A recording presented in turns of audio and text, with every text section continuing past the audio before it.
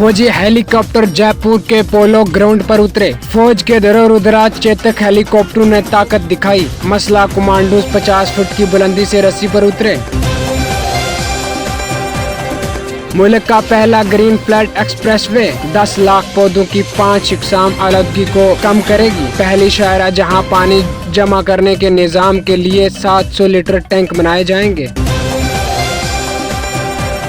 आज 7 सितंबर 2021 शहर में मेगा वैक्सीनेशन कैंप, जहां बिजली की नाकामी होगी। पीएम मोदी की सालगिरह पर क्या होगा, सब्जियों की कीमतों में इजाफा और क्या होने वाला है। रीट के उम्मीदवार खुद को साबित करने की कोशिश कर रहे हैं। उम्मीदवार तैयारियों को हतमा शक्ल देने के लिए दिन रात काम कर रहे हैं, लेकिन आखिरी लम्हात में इम्तिहान मनसूख होने का खौफ।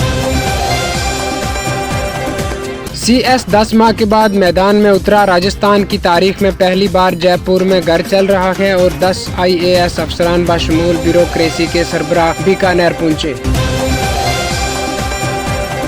मुल्क भर के इदारों में सेशन 2022 और 23 का नया निसाब। MBBS के बाद BSc नर्सिंग के तुलबा भी इम्तिहान में नंबरों के बजाय अखलाकियात के असबाब पढ़ेंगे।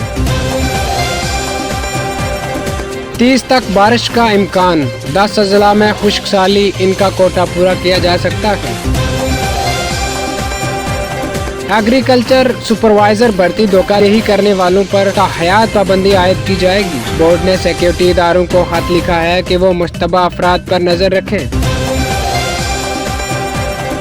वज़ीर-ए-आज़म नरेंद्र मोदी की यौम पैदाइश के मौके पर कांग्रेस यूथ ने आज के दिन को बेरोजगार दिवस पर मनाने का फैसला किया। आम बेरोजगार नौजवानों की हमायत मिल रही है।